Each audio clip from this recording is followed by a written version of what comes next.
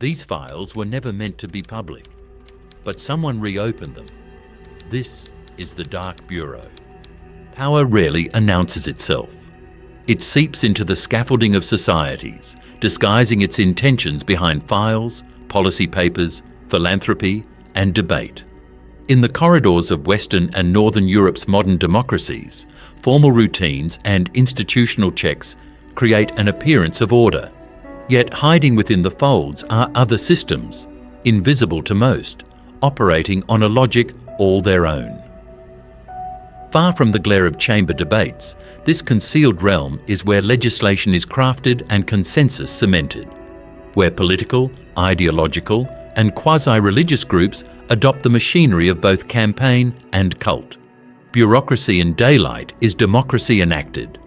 Bureaucracy cloaked in shadow is power rearranged. Only a sliver of the population ever glimpses the workings of these tightly controlled networks.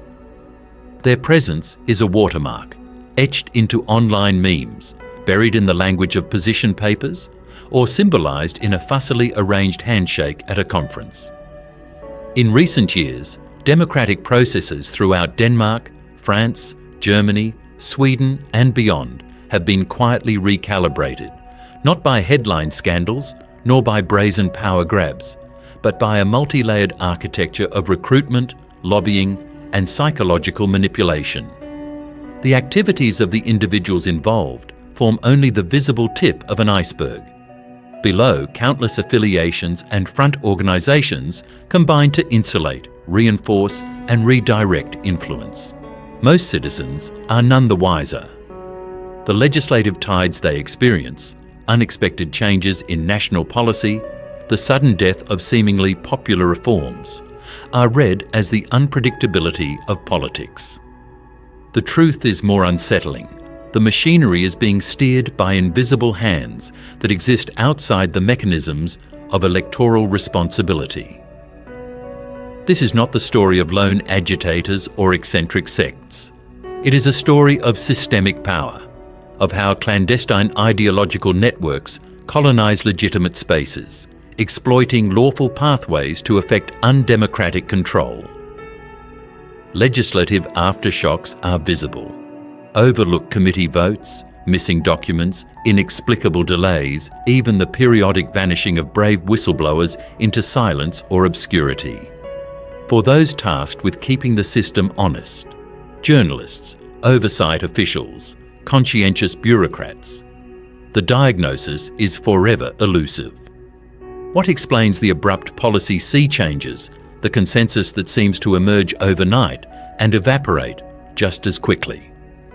The answer is a landscape filled with structures designed to survive, adapt, and outlast individual scrutiny. Consider the aftermath: a string of legislative casualties, dossiers missing from government shelves, and reports referencing unseen pressure or information gaps. The cumulative result is public confusion and diminished trust in institutions. The European mind maze is not a collection of random traps, but a purpose-built system, a network of echo chambers, mentorships, loyalty pledges, and social rewards that deepen individual commitment with each layer of access. Indoctrination happens quietly, its signs rendered invisible by the rituals of professional advancement, the allure of belonging, and the very opacity of complexity. To follow these traces, we begin at the point where the aftermath is made visible, then unspool the mechanisms that keep these networks alive and thriving. Much of our understanding takes shape in the post-mortem as analysts and investigators chase ripple effects backward from the public consequences to the hidden causes. In spring 2022, for example, a hotly anticipated transparency law in one Nordic country collapsed in the final hour, supposedly over procedural legal concerns. The external narrative was one of prudent delay, but confidential internal memos, some later leaked to the press, told a much different story. Here, weeks of indirect pressure had been carefully orchestrated. Special interest representatives embedded in international non-profits worked quietly, not by direct lobbying, which might leave fingerprints, but by socialising with committee members, launching targeted online campaigns, and introducing seemingly unrelated concerns. The intent: to muddy consensus, sow doubt, and quietly derail reform without public fingerprints. When oversight authorities began to unwind threads, they encountered a meticulously layered architecture: charitable foundations funding obscure fellowships, youth leadership programs with strict vetting, educational symposiums in remote locations with attendance lists known only to insiders. Bank records and financial filings led auditors in circles. One grant in Copenhagen supported a youth workshop in Belgium, which funneled volunteers to a think tank in Berlin, in turn associated with lobbying efforts in Paris. In this maze, organisational forms appeared legal. None violated the letter of the law. The brilliance of the system lay in its ambiguity. An advocacy group could pivot into a religious retreat. A policy research organisation could morph into a personal loyalty network, all under the same umbrella. Official investigations found charismatic founders, some with backgrounds in radical activism, others in faith-based outreach, who built and curated membership through closed rituals and psychological incentives. For newcomers, onboarding involved step-based loyalty, anonymised peer review, shadowing more senior members, and immersion in a proprietary mix of mentorship and groupthink, all camouflaged as civic engagement. Below the surface, the ecosystem transformed mainstream organising techniques into tools for radicalisation. Coaching manuals, perfectly legal on their face, outline disciplinary tactics and strategies for escalating personal commitment. Attendance at exclusive events, participation in behind-the-scenes policy briefings, and entry to private networking platforms created tiered systems of belonging and reward. Dissent was not always punished directly, rather it was sidestepped by reduced access, professional isolation, or the quiet withdrawal of mentorship. Loyalty was fostered through incremental escalation. Newcomers found themselves agreeing to seemingly innocuous requests, which slowly increased in scope and consequence. The line between simple advocacy and deeper ideological commitment was intentionally blurred, so much so that even members rarely recognised how far they had travelled, until leaving became nearly impossible. As external scrutiny mounted, the networks responded with methodical adaptation. When legal reforms tightened lobbying controls, these groups simply retreated to the grey zones, rebranding themselves, shifting topical focus, or renaming their fronts to reset their public digital footprint. A single policy failure could seed 3 new advocacy initiatives, each carrying the same core membership and goals, yet shielded by new layers of plausible deniability.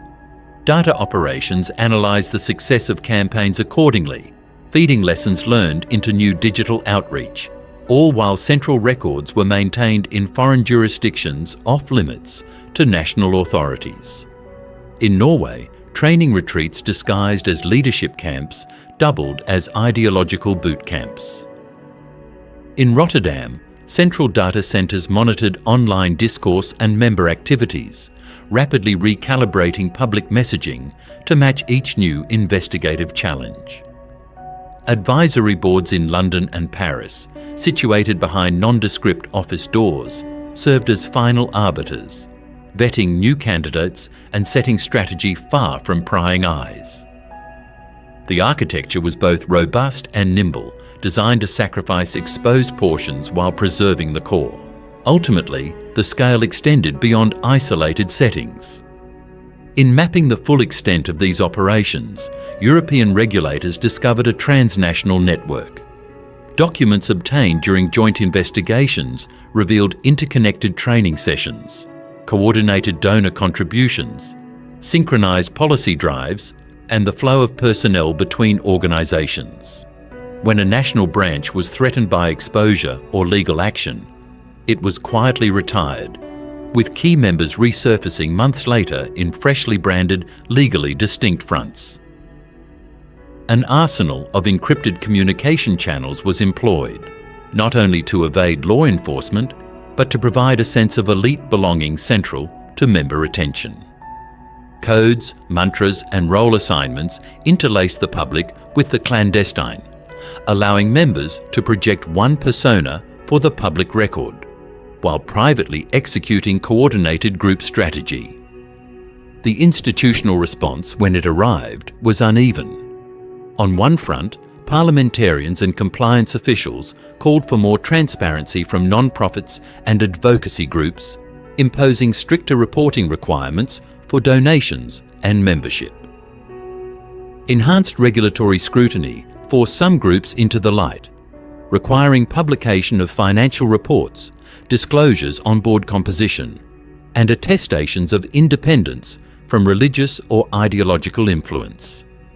In nations like Germany and Sweden, years of patient evidence gathering resulted in targeted audits, criminal charges for undisclosed lobbying activity, and, for a select few, lifetime bans from holding positions of public trust. Controversial new laws were implemented mandating the registration of any political organisation fitting certain secrecy and hierarchy criteria, and requiring traceable records for all transfers above a specified threshold.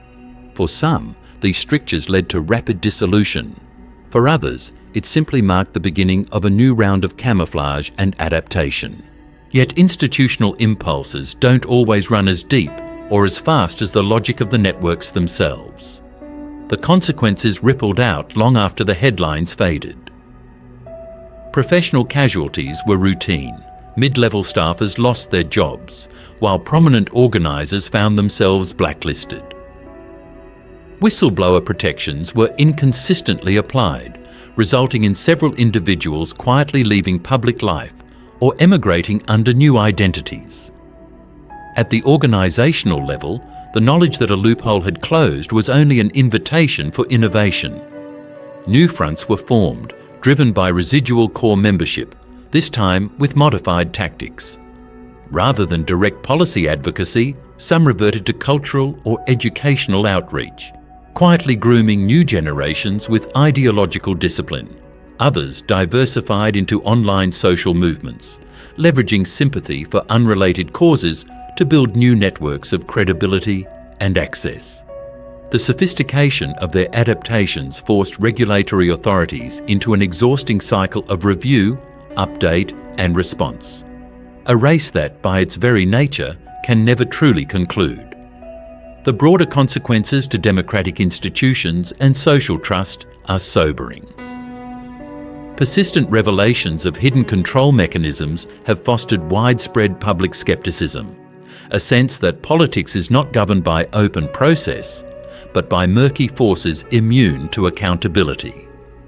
Lawmakers now regularly cite the problem of shadow advocacy in parliamentary debate, with some commissions proposing the adoption of digital tracking and real-time transparency for all significant political donations and advocacy campaigns. Oversight bodies in Brussels and Strasbourg have diversified investigative teams, bringing in digital analysts, psychologists, and sociologists to better map and respond to the multidimensional nature of the networks.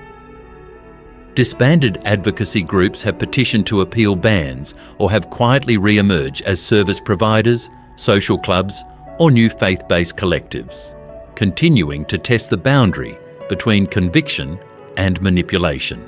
Still, the ultimate outcome of exposure depends on more than legislation or institutional amnesia.